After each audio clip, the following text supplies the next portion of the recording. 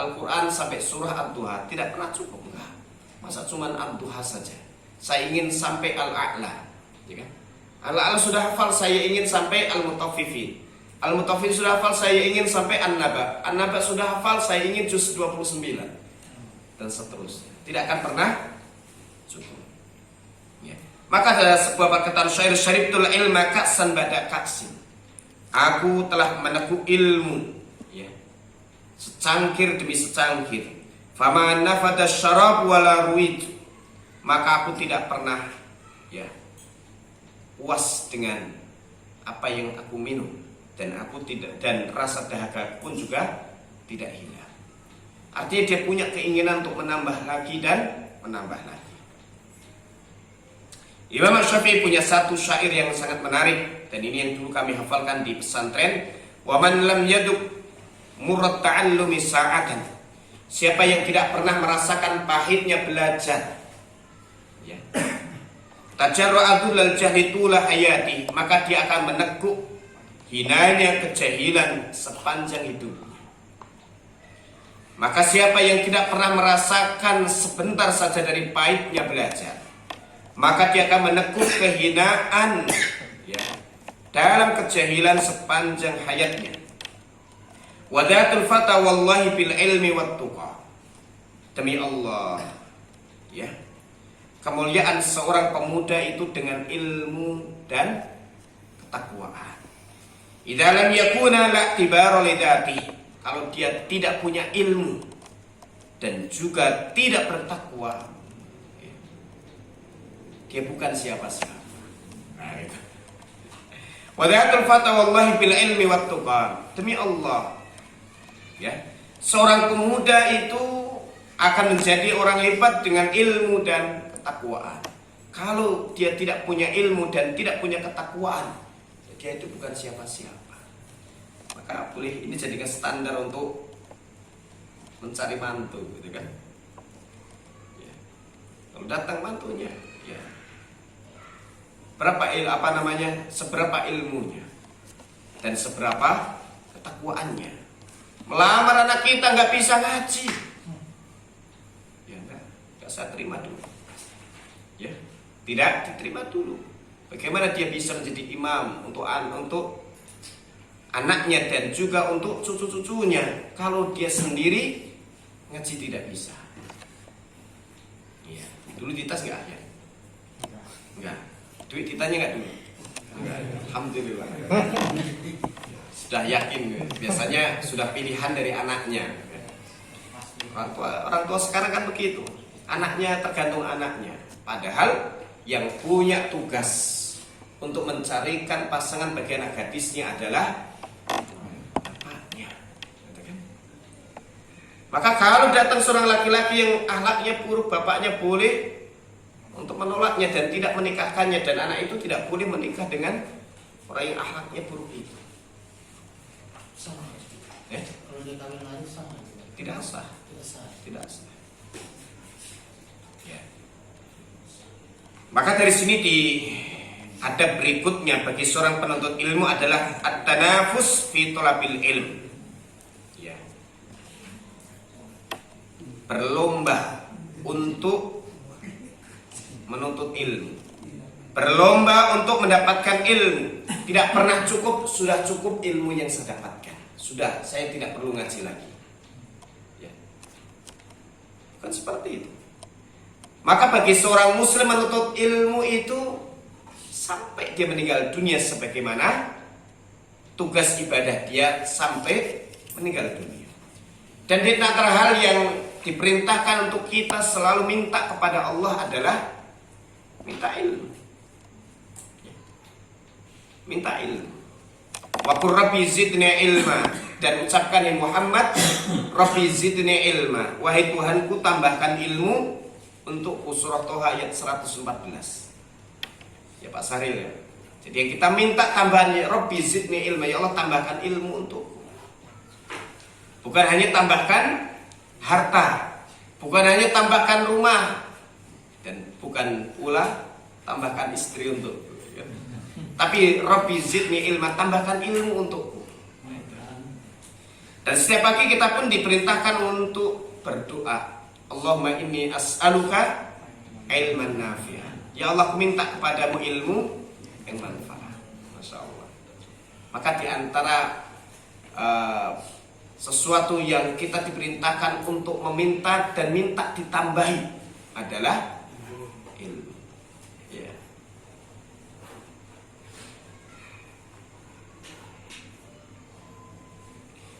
Wahadar Rasul SAW al-iktar minal ilmi. Rasul SAW itu memerintahkan untuk memperbanyak ilmu dan bersungguh-sungguh untuk menambah ilmu itu. Ya. Taliman ibtadal umr hatta yablugha bi yusahibuhu ilal jannah. Ya. Sepanjang hidupnya sampai orang tadi benar-benar masuk ke dalam surga. Maka diriwayatkan Imam At-Tirmidzi dari Abu Sa'id Al-Khudri dari Nabi sallallahu alaihi wasallam bersabda, "Lan yashba'al mu'min min khairin yasma'uhu hatta yakuna muntahahul jannah." Seorang mukmin itu tidak akan pernah cukup untuk mendengarkan kebaikan, yaitu untuk mendengarkan ilmu. Hatta yakuna muntahahul jannah, sampai dia itu berpindah ke surga. Ini hadis riwayat At-Tirmidzi. Jadi seorang mukmin tidak akan pernah cukup untuk selalu mendengarkan kebaikan, mendengarkan ilmu, mendengarkan penjelasan tentang kalamullah, hadis Rasulullah tentang hikmah-hikmah, sampai dia menginjakkan kakinya ke surga. Bahkan Nabi Sallallahu Alaihi Wasallam menjadikan semangat untuk mencari ilmu sebagai salah satu dari konsekuensi keimanan. Dan beliau mensifati orang-orang beriman adalah mereka yang senantiasa bersemangat untuk mencari ilmu, untuk mendengarkan ilmu, untuk mempelajari ilmu sampai dia masuk ke surga. Sampai dia masuk surga. Maka Imam Ibnul Qayyim rahimahullah ta'ala menyebutkan beberapa athar dari ulama salaf kita, semangat mereka di dalam mencari ilmu sampai ketika mereka sudah berusia lanjut. Imam Ahmad bin Hanbal rahimahullah ta'ala mengatakan, innama atrukul ilma ila an adkhula al-qabr. Aku akan terus menuntut ilmu sampai aku masuk ke Imam Ahmad. Kenapa kok terus semangat? Dengan ilmu itulah ada kebahagiaan. Dengan ilmu itu ada ketenangan, ketentraman, ada harapan. Dengan ilmu yang dia pelajari, dia diingatkan kepada Allah. Semakin kuat cintanya, semakin kuat harapannya, dan semakin kuat rasa takut dan pengagungannya kepada Allah Subhanahu wa ta'ala. Imam Al-Hasan Al-Basri ditanya oleh seorang laki-laki yang berusia 80 tahun. Ya.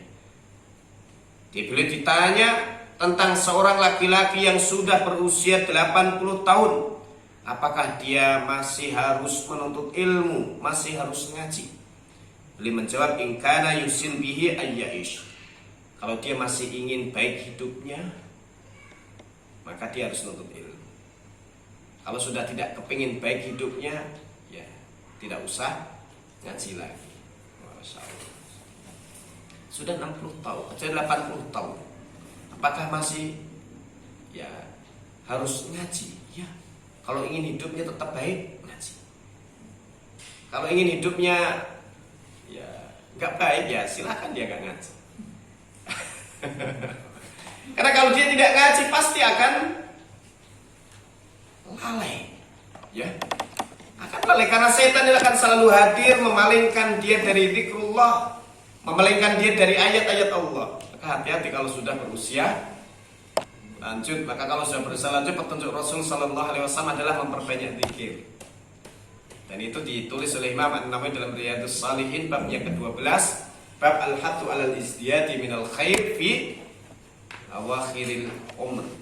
Bab anjuran memperbanyak amal kebaikan di usia lanjut. Kapan masuk usia lanjut? Startnya dari 40. Sudah benar-benar dia masuk usia lanjut kalau sampai menginjak 60. Di atas 60 itu benar-benar tua. Sudah benar-benar dekat ajalnya. Sudah dekat kematiannya. Ya. Tapi di akhir-akhir ini kematian itu banyak terjadi di antara usia 40 sampai 60. Cukup banyak. Kemarin ya, saya sampaikan mungkin di tempat Pak Kris ya. Satu jamaah saya di Puri Gading, bapaknya umurnya 92, ibunya juga masih sehat. Ya. Anaknya baru usia 50-an, belum sampai 60. Pilot, kapten pilot.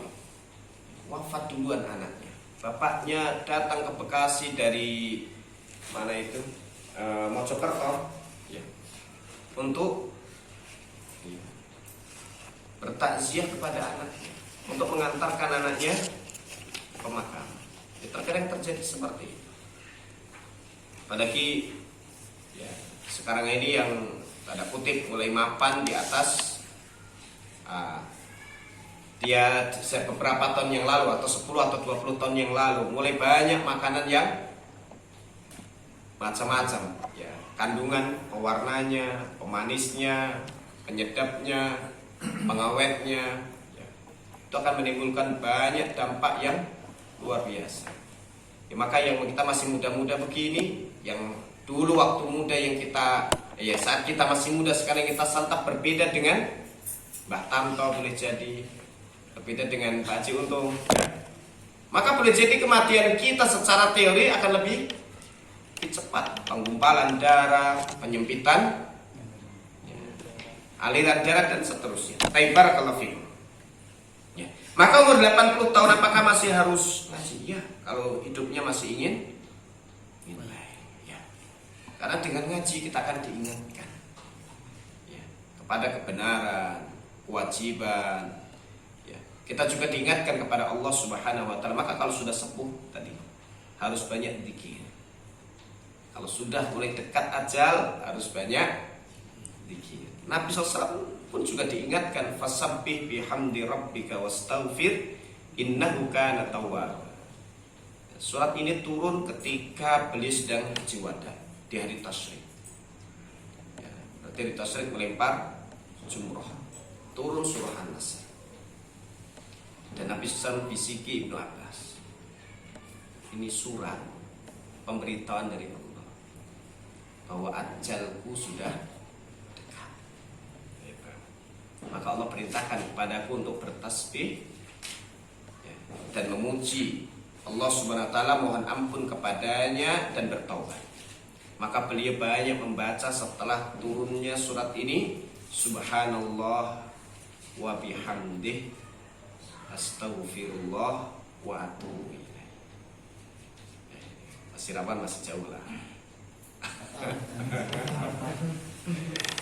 Saya kira jawab ya. Subhanallah wa bihamdi astaghfirullah wa atubu ilaih. Apa tadi bacanya?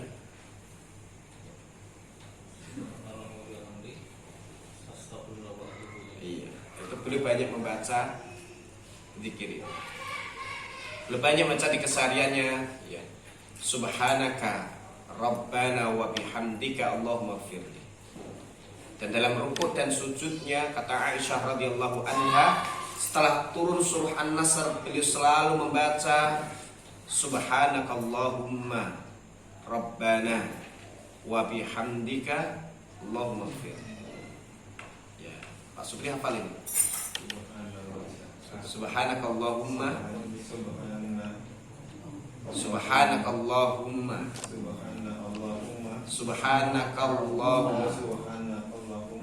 Rabbana wa bihamdika Allahumma ighfir.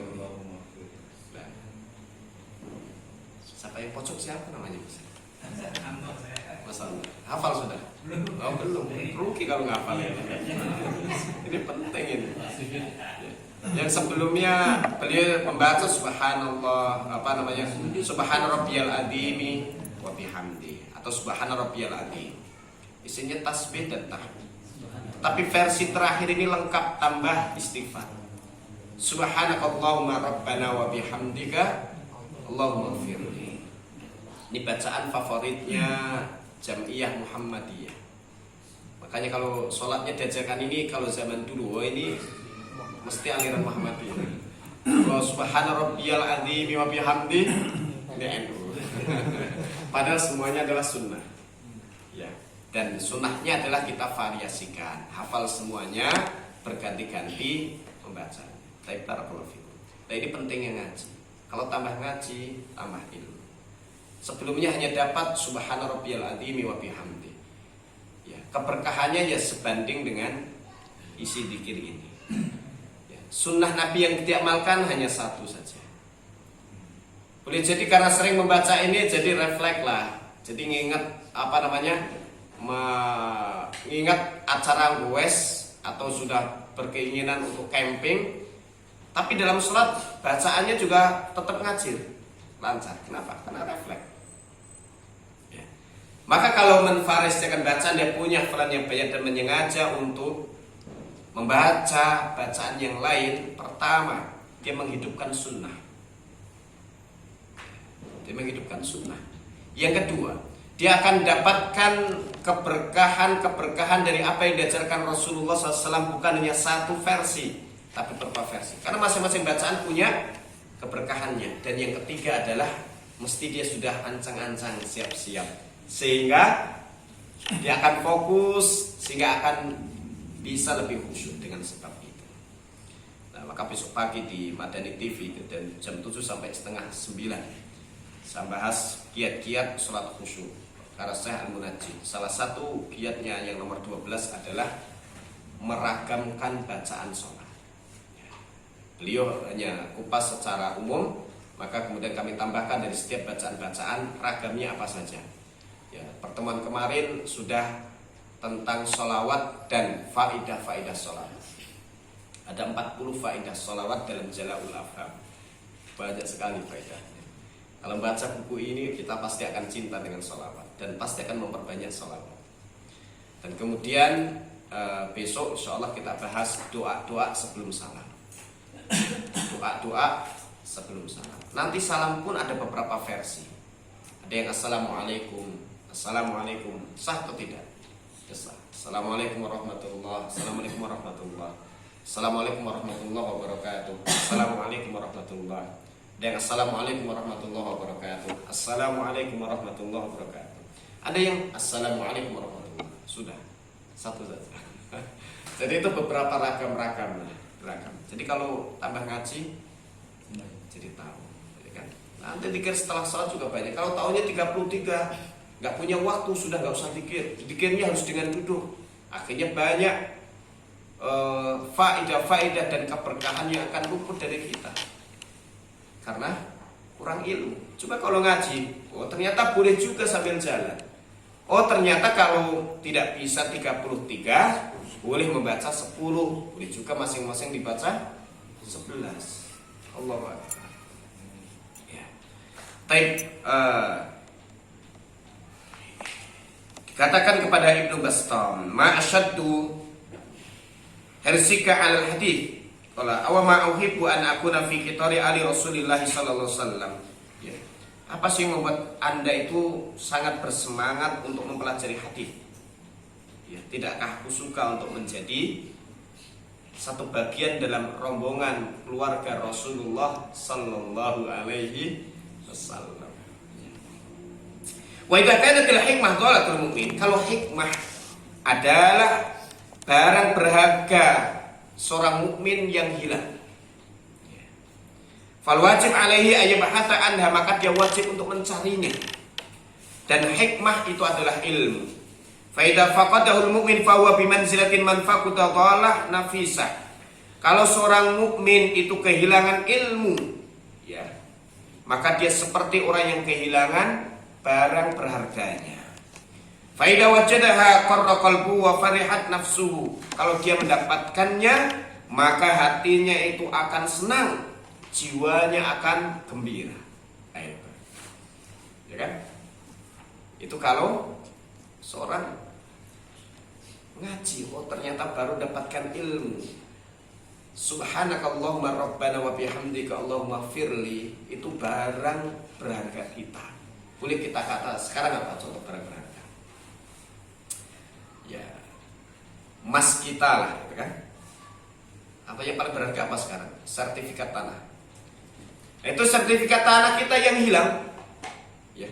Kalau ketemu sertifikat, oh ini saya cari-cari, perasaannya gimana? Senang. Ya. Nah, maka dia tadi adalah barang berharganya kita. Itu kekayaan kita. Dengan sebab membaca itu akan dapat keridhaan Allah, akan dapat ampunannya. Karena minta ampun kepada Allah Ta'ala. Dan itu selama ini telah hilang. Ya. Contoh kali Pak Supri tadi, belum hafal Pak Supri? Belum. Berarti sekarang usianya berapa? 60. Dikurangi 10 lah. Jadi 50 tahun. Ya. Kalau sudah. Jadi selama 50 tahun kehilangan barang berharga. Iya.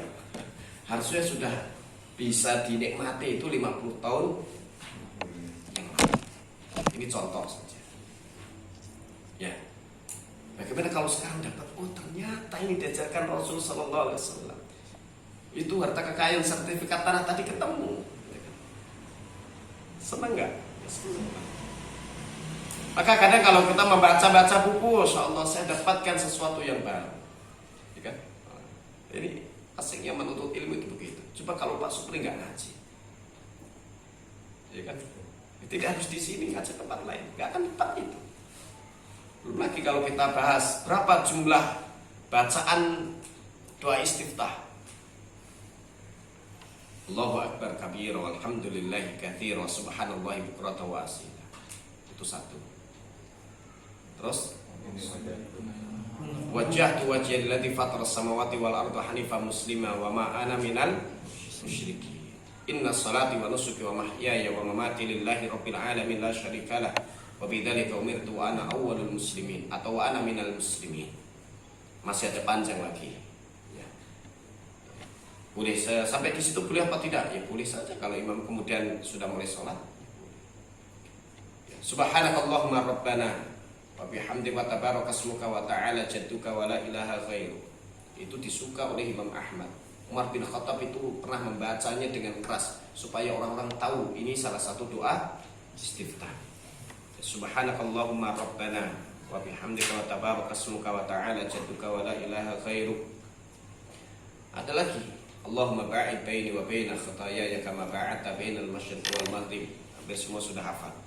Ada lagi, Allahumma rabba Jibril wa Mikail wa Israfil fatir as-samawati wal ardi alimul ghaibi wasyahadah anta tahkumu baina ibadika fima kanu fihi yakhtalifun ihdini lima ikhtalafa fihi minal haqqi bi idnik innaka tahdi man tasha ila siratal mustaqim.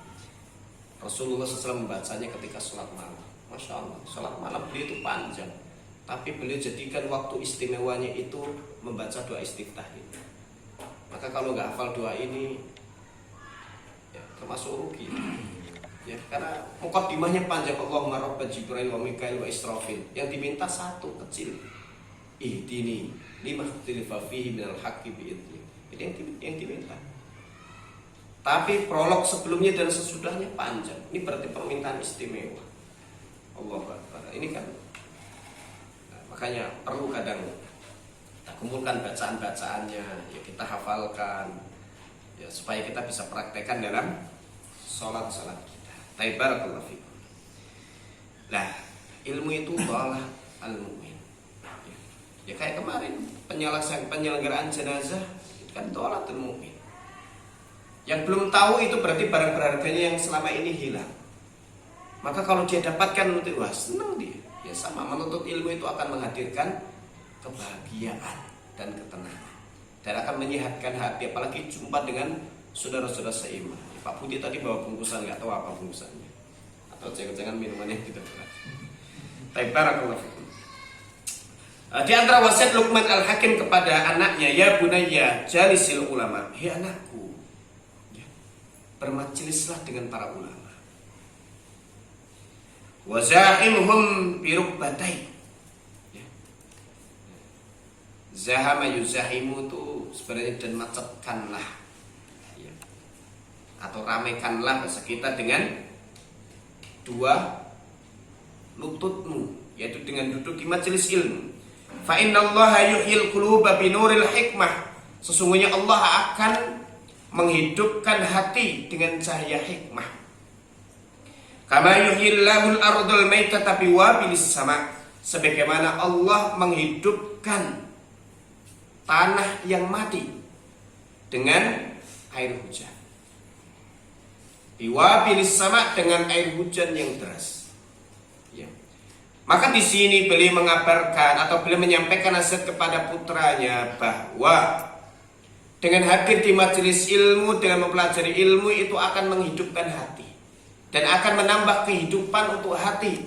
Sebagaimana tanah yang kering kemarau lalu turun hujan, tumbuh macam-macam rerumputan, tumbuh macam-macam ya benih-benih. Ya. Maka hati pun akan tumbuh seperti itu. Inna nahnu nuhyil mauta. Sesungguhnya kami itu kuasa menghidupkan orang yang telah mati. Allah kuasa besok di hari kiamat yang mati dihidupkan lagi. Dan Allah kuasa di dunia yang sebelumnya hatinya mati karena kejahilan, nggak ada iman.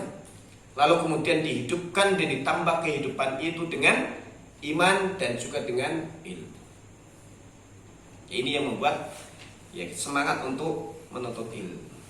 Demikian yang disampaikan, dan masih ada beberapa perkataan ulama lain yang sebenarnya hikmah dari perkataan-perkataan ulama salaf kita begitu sangat luar biasa. Maka intinya dalam bab ini, dan insya Allah akan diperdalam pertemuan akan datang, jangan pernah merasa cukup dengan ilmu yang sudah kita dapatkan. Seorang mukmin tidak akan berhenti ngaji sampai dia diusung ke kuburan. Bahkan disifat oleh Rasulullah SAW tidak akan berhenti ngaji sampai kakinya menginjak ke surga, sampai benar-benar dia meninggal di atas ilmu dan iman. Barakallahu fikum. Ada pertanyaan? Kalau kita sering menuntut ilmu kan, cuman yang meresahkan